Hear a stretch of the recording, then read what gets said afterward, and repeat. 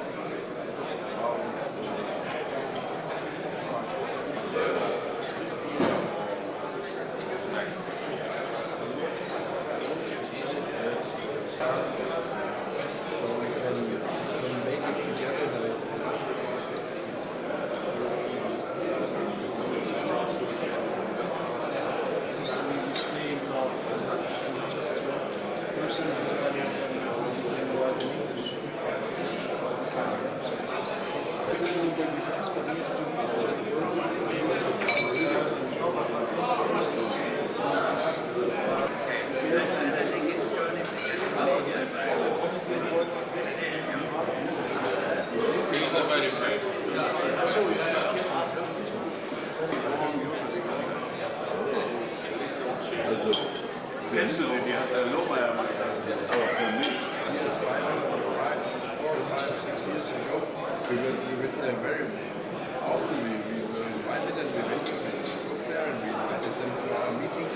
So you should take, you tell them about your wishes, you give us a letter of what you are planning to do. You can look where you can be member in one of our organizations.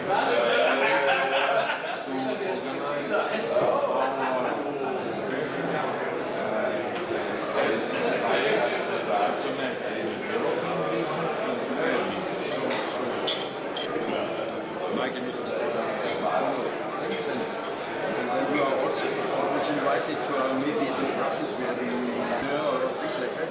That's our usual business. And so it's quite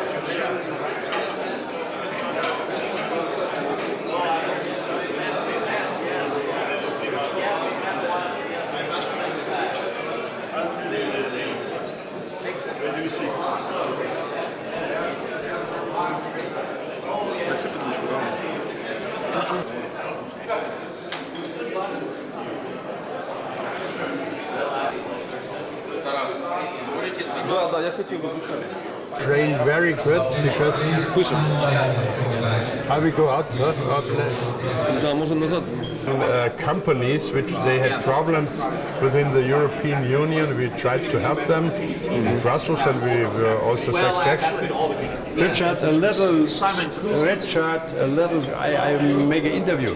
Oh, you're doing it. Okay, and we have very good relationship to the Ukraine, and for us it's very important to get the Ukraine as a partner for Europe because that's a good market and very big market, very big. A big market for different products, especially also agriculture. We had many contacts there, and we have very busy companies. We know them; they are acting worldwide, and so it's for us it's very necessary for the Taxpayers Association of Europe to renew the contacts. We had good contacts today with groups from the Ukraine. And I invited them to Munich in the next months, and they will come there.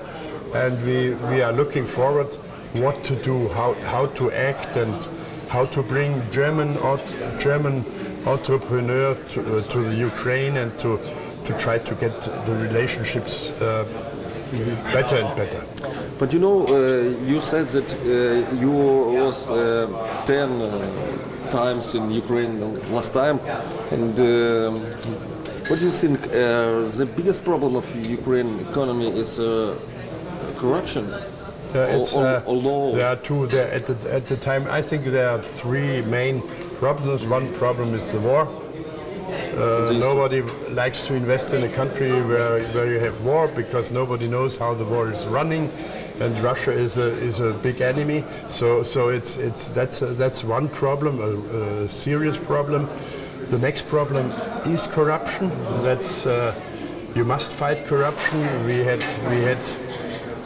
had a commission already there to help to fight corruption. You know, we had also today the member of the Court of Auditors of Europe here. So we try to fix systems how to fight corruption. We don't do it only in Ukraine. We also do it in Bulgaria, in Romania, and in Hungary. That's a big corruption a big problem in these countries, and corruption is the worst for economy because nobody wants to take black money to everybody. We want to make our business as we do it here, and that's a real big problem. And I think the next problem will be to get trust in the country. That investors, they only invest if they are sure that their investment belongs to them. So you must see that if you invest there that the money is safe and the business is running. I have no problem that one can earn money in the Ukraine. I told it before. That's a good country for investing. It's interesting. It's a good market. It's a good agriculture, and I'm sure that if the first two problems, the three problems, if you can solve them, I hope very soon, and we try to help you, then you will look in a good future. Okay, but what's the main reason of corruption? It's a high tax, or what? The main reason of corruption, not only in Ukraine. There are different reasons for corruption. Somehow it was usual to be corrupt. That's a historical reason. You must change it. You must convince people that it's better to make a normal business, that you earn more. If you have no corruption, that's one problem. A high burden pressure is a reason for corruption. That's right. You should have very easy tax laws, low taxes. And then you are successful. I can explain it with some countries which were coming in from the east. Estonia, they made a very low tax, very simple tax system. They get all the companies from Finland because it's cheaper to invest in Estonia than in Finland. Slovakia is the next example. Slovakia was not very rich. It was the poorer part of Czechoslovakia. But they made Miklos, who was the Minister of Finances there, he made the same as Matlar in Estonia. He reduced taxes, very simple tax system, and now the companies from Germany, they are going to Slovakia because they have low taxes, there's not much corruption, they had brought it already away.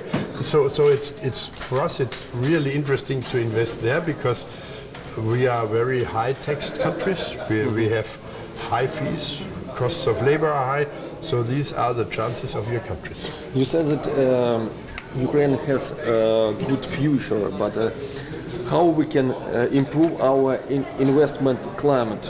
How to do this? No, people must trust in your country.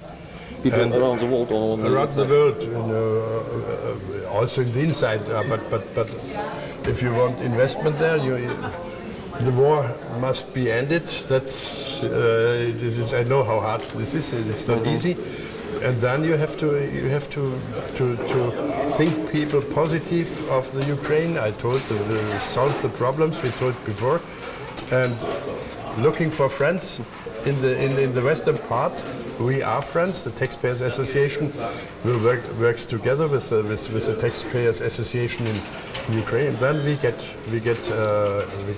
trust in the country. One of the motto of this event is change in Europe. You know, in the main scene, big board in the motto, Yeah. change Europe. In your opinion, what does it mean? Yeah, good. That's we have very. I told you we have very different systems. For us, Europe is not only the EU, but Europe is for us also Belarusia, the Ukraine. We are in Georgia. Europe is for us bigger than for many others, and so we have to get regulations which everybody can live. We don't want harmonization. It's good that the Estonians have so low taxes. If not, the Finnish wouldn't go there. So that's the chance, and for you to get investment, and it's the chance for us that if our companies are going there, then we have to reduce taxes too, because we are forced to do so. So everybody can learn from the other, and that's the changement we want. In the last question, you know, very difficult situation in geopolitical. Germany, Angela Merkel, between two fires, Russia and West. Yes, and how political influence to world economic. How is it influence to this? You know, that's the problem. The problem is with Russia that I think we have to talk more. All together, we have to talk. Not to fight, we have to talk, and it's not good for us too. This situation with Russia, because you know we cannot export our motor cars there, and we have an embargo, and Russia is an enormous market for us. So we would like to have a good relationship, but so we have to solve the problems in the Ukraine, and if we can solve this, then I think it's going better. But how to do this? That's a political work, and we, the Taxpayers Associations, we always say, don't fight, talk. Talk. Like Minsk too. Yeah. Thank you very much, and Okay, thank you. I will be there very soon. Welcome to I sent you my press officer, and he will arrange it. Good idea. Okay. Minority governments, majority governments, coalition governments, governments of the left and the right. Whatever you do, basically voluntary is still bringing 35% in taxation. Whatever tried, you get your 35%. Different tax policies were tried, and as you can see, pretty consistently, they're bringing in around about 16, 17, 18% by since, I think it's 1977 that starts here. Whatever the German government's done, they've brought in some of them. And I've yet to hear conclusive evidence or research as to why they are different from one country to the next. No British government has ever got that high in the tax revenue it has been able to bring in, and by God they have tried. But nevertheless, of course, in a factory, working in a machine in the Industrial Revolution today, listening to people set their own hours, decide their own prices and conditions, how long they want to work. В Голландии в апреле месяце будет референдум. In Netherlands, in April, there will be a conference or member of the Netherlands organization is. We don't really have it, as far as we know, there is a good taxpayer organization. Может, я имел Какая-то общеевропейская организация. Нет, но здесь есть человек, который в Брюсселе находится. Мы подготовили и провели через съезд ассоциацию, что бизнес Украины обращается в этом европейском комитете. Would like to reach support in voting in this referendum. Okay. Может быть, беспочтовая встреча было бы нам очень за большую честь, и он присутствовал на этой встрече как лидер мировой ассоциации.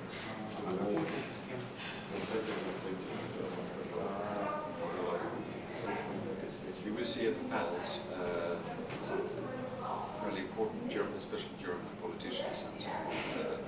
So you're of course free to go have participation list, but we can. I'll fix something for you. List of people. Let's see here.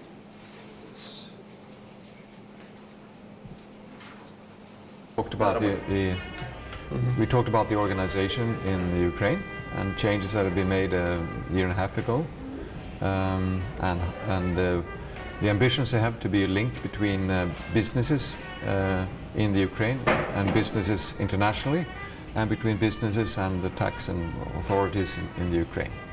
So, and the outreach of the Ukrainian organization to 8 million employees in businesses in the Ukraine is very impressive. It's very big. So, what do you think about benefits for Ukraine to be a member of a World Association of Taxpayers? well, I think it's important to focus your country in a bigger framework all the time. We have brought, especially we have 5 African countries here, and I hope that they will share information, share ideas, maybe become a little African network, special African network, because they have a lot of the same problems with corruption and so on. And we have also a network in Asia, and they want to have a conference in Korea, you know, especially on the problems with corruption and so on, and then having maybe some tax changes to work against that. I would like to have a meeting in Georgia because I think they've done a lot of very good things to simplify the tax system and to change it to bring down the corruption level and make it more transparent. What do you think is investment attractiveness of Ukraine in the world? Your role in the world? Not role, but in investment climate in Ukraine is good. On the investment climate, I know not very much about it. I think there are always investors interested in opportunities, of course, and I think Ukraine should present a very big opportunity for investments today with the way your currency has declined, with the good workforce you have, and you have also a history of a good, even heavy industry. Some of it military, some of it other. We had an interesting talk about that yesterday with a man from America, and he will speak at lunch only on Saturday, Richard Rahn, but he helped the currency transformations in Bulgaria and in Hungary and even in Russia. And he can tell you more about that. He will be an interesting person to interview, but more about the also what happened in the Ukraine after 1991-92. What's the main goal of this event in Berlin, the World Conference? Well, we have, I would say we have 2 legs as the World Taxpayers Organization. One is to spread sort of the message to more countries and get more organizations going and help new organizations who are starting up. And we have in Nepal, Mongolia, Slovenia, even Spain, new organizations who are just starting, also Ghana, Zambia, and Africa. That's the one part, and the other part is then learning from each other and bringing in good experts who can help us on technical things, how to do good marketing, find good channels of communication, how to use the internet smart and so on. And we try to do some of that also on our webpage, where we have a member section where we put in good ideas. And I've been doing a monthly newsletter which has both these aspects in it, some political commentary, outlook, economic outlook, and then some ideas, links to good marketing possibilities, good ideas.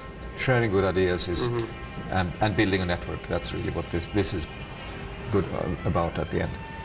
I took this magazine in the first floor. What do you think about this picture? This I would say it's such a lot of speculations right now. You don't really know what's happening. Thinking politically, I mean, it's a surprise Russia is pulling out of Syria, where they've been very effective actually in supporting Assad, who's gone to victories. Now that Assad is succeeding to some extent, some sort of deal has been made here, and I hope it's not including Ukraine in a bad way. If you understand what I mean, it's that there is some speculation that it might. I mean, okay, you keep out of my interest, I'll keep out of your interest. But that is pure speculation. But I think Merkel is being pushed now internally in Germany, as are many of the governments in Europe, our government also, where we had an open door in October welcoming everybody. Now we have we had to close down. It's full. We've taken in a couple of 100,000 people in a short time. Together it would be the fourth biggest or fifth biggest town in Sweden, and mostly they come from, not from Syria so much, but from Afghanistan, North Africa, and many of them come for economic reasons, and we are happy to take refugees from Syria, but we don't want those that just come for economic reasons. In this conference we also can have discussions about political situation also, not only economical. Well, it goes hand in hand. I think the meeting now, which was very good, we talked about tax issues, you know, across Europe, the new value-added tax that should be a simplification, but really makes it very complicated for small companies to sell to another country, where they have to pay VAT in each country. And I think it's 82 different levels of VAT over 28 different countries. Makes life very complicated. So in that sense we're political to try to seek simple solutions, open solutions, and we will have some good examples, good governance, as we say, transparency and good governance, and I think that's at the heart of it. I think every taxpayer has a right to know how the taxes are being used. It's easy. I mean, it should be natural, but for some reason the politicians don't like it. So and it's the same if you go from America to Sweden or to everywhere. Okay, thank you for the interview. Okay, thank you. Few minutes. He's going to take over as president. After the conference, we rented a tour guide day where he took us around by streetcar, and just two of us plus one more person, and saw the football field where they had the games during the war with the Germans, and the Love Bridge. We saw, and we through this. Okay, they put up this fence here at the Parliament was put up 2 years ago. Before it was open, you could just walk in front of it. So I said they call this the Bermuda Triangle because this was a Secret Service building. You go in there, you don't come out. So we had that was of course not fantastic, and was so well organized, and we had the great evening to see in the outdoor museum with folk dancing and the Cossack riders on the horse and so on. It was so. Пане Юрію, от про три аспекти, про які ми говорили, озвучте їх, будь ласка, з приводу цього форуму користі для України. Перш за все, хочу сказати, що це дуже потужний представницький форум, якою приймають участь делегації з усього світу. Від Австралії, Китаю, Південної Кореї, Індії, країн Африки, всі країни Європи представлені, Південна та Східна Америка, в тому числі Сполучені Штати Америки і Канада. Приймають участь досвідчені науковці з Огайо, з Мельбурнського університету, які в свій час консультували в тому числі американських президентів, таких як Рейган, і президентів інших розвинених країн. Приймають участь євродепутати, голови комітетів Європарламенту, наприклад, Ельмар Брок був присутній, міністри урядів Європи та світу. Дуже представницький орган, також насичений авторитетними журналістським представництвом провідних міжнародних засобів масової інформації. Ми приїхали сюди з трьома завданнями. Перше завдання, яке ми озвучували на зустрічах, провели двосторонню зустріч з президентом Світової асоціації платників податків містером Штефаном і президентом Європейської асоціації платників податків містером Хохенау. Ми озвучили про те та обратились до всіх делегатів з'їзду, що Україна – це дуже потужна, дуже потенційна, заможна країна. І ми хотіли зламати оце уявлення про нашу державу, яке склалося за рахунок невдалої та недолугої, перш за все, економічної політики наших високопосадовців, що всі контакти з європейською спільнотою або з розвинутими країнами світу були виключно через призму організації чергових запозичень, що ми такі бідні, такі нещасні, що ми весь час щось просимо когось. Коли ми спілкувалися в державі з нашими членами асоціації, з представниками бізнесу, така позиція фінансово-економічного блоку уряду, вона є образливою для бізнесу України. Знаючи наші потенціали, знаючи наші природні багатства, знаючи наші інтелектуальні можливості, нашого, я рахую, найбільш трудолюбивого та одного з найбільш розумних народів світу, генетично дуже розумний народ, дуже з хорошим позитивним підприємницькою жилкою, з можливостями робити бізнес такі в екстремальних умовах, як навіть перебуває держава. Наше завдання було продемонструвати, що ми можемо бути площадкою для налагодження конструктивних взаємовигідних зв'язків. Ніяке запозичення не змінить кардинально стан економіки держави. Тільки потужні, двосторонні економічні зв'язки, інвестиції, нові обладнання, нові технології можуть зробити те, що відбулося в Японії після Другої світової війни, в Западній Німеччині, відбудеться те, що відбувається в Ізраїлі. І цим країнам не заважали ні військові конфлікти, ні розрушена інфраструктура, ні фінансові проблеми ставати з колін і розвиватися. І оце була наша теза, і я звернувся особисто до всіх делегатів з відповідним зверненням, яке в нас підтримала Рада нашої асоціації щодо активізації співпраці з бізнесом світу. Це перше питання, яке ми хотіли донести через бізнес-середовище, і яке ми виконали під час участі в цьому потужному форумі. Наступне завдання ми підготували, яке погодила Рада нашої асоціації платників податків України, звернення до Асоціації платників податків Голландії, Нідерландів, про те, що в квітні в Нідерландах відбудеться референдум щодо їхньої згоди на погодження євроінтеграції Європейського Союзу з Україною.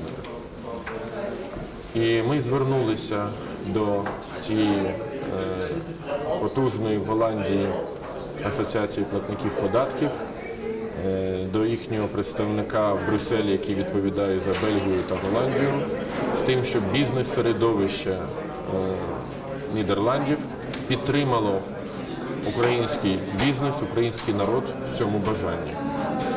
Третє питання, яке ми обговорювали на двосторонніх зустрічах, яких було багато і дуже плідних, дуже конструктивних, це про те, щоб наш посил і наш захід мав обратний зв'язок. Ми запропонували, що такий форум дуже затребуваний для проведення в Україні.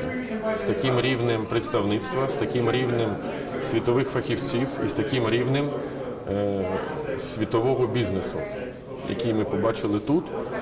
Багато лідерів транснаціональних світових компаній, мережі готелів, міжнародні банки, перші особи, власники цих мереж були присутні на цьому форумі. І це ми обговорювали з президентом Світової асоціації платників податків, знайшли повну його підтримку. Він обговорив це питання вже обговорив на Раді Світової асоціації платників податків. Схвалено рішення нас підтримати в цій ініціативі.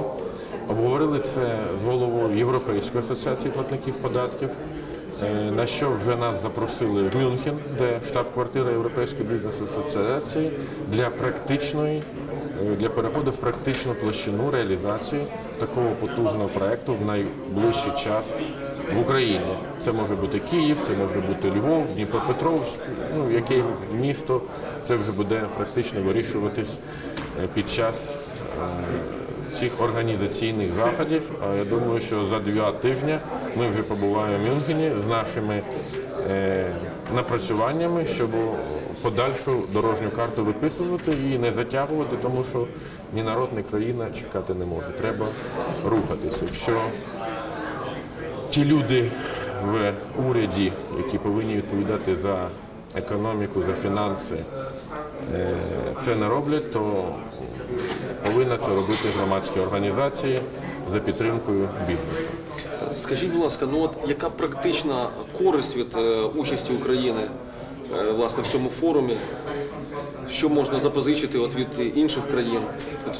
Ви познайомилися там з доповідями різних спікерів? Дякую за запитання. Перш за все, недооцінними не можуть бути контакти, які ми тут отримали. Друге, я побачив, що проблеми, які є в нашій країні, на сьогоднішній день багато політиків кажуть, що нам корупція в економіці заважає більше, ніж російські танки. Це не раз ми таке чуємо. І з питаннями корупції при видатках бюджету, при організації фінансово-економічної системи країни стикаються всі країни в більшій чи меншій ступеню, і це підтверджують всі спікери на цьому форумі. Червоною стрічкою у виступах багатьох високопосадовців, громадських діячів цього форуму було те, що не можна презентувати будь-яку податкову систему, будь-які найкращі, найрозумніші зміни податкового законодавства, якщо не забезпечений контроль за державними фінансами. Скільки, як розумно ти не пропонуй, народ сплатить, якщо воно розкрадається, то які б вони не були ці податки, справедливі чи несправедливі, народ не дурний, він все бачить. І якщо йде банальне розкрадання бюджетних коштів, а ще Маргарет Тетчер казала, нема ніяких державних коштів, є кошти платників податків. Перед тим, що платник податків сплатив кошти, він повинен бути впевнений, що ці кошти підуть на інфраструктуру, на освіту, на безпеку, на охорону здоров'я. Якщо він бачить, що сидять якісь корумповані групки, які просто, вибачте за слово, пілять бюджет, то будь-які податкові новації, у нас звучала одна податкова пропозиція там від уряду, другі від парламенту, вони ніколи не будуть реалізовані. Перш за все, треба організувати контроль за бюджетними видатками. Друге, можливості є. Ми тут познайомилися з фахівцями, ми побачили податкові системи. Тут, наприклад, презентувалась податкова реформа, яка відбулася в Ліхтенштейні. Дуже цікаві питання щодо розподіленого прибутку, щодо оподаткування фізичних осіб, інше. У нас є контакти, у нас є можливості, у нас є фахівці, і ми готові засучувати рукава і допомагати нашому бізнесу, нашій державі рухатись вперед. Ясно. Все. Давайте ще потужні спікери щодо реформування податкового законодавства, щодо того, де є які здобутки в яких країнах. У нас вводять, наприклад, там податок на депозити і рахують, що це питання, що це приводить до охолодження банківського сектора, це приводить до виходу грошей з ЕКО. І вже в недалекій перспективі не те, що не отримується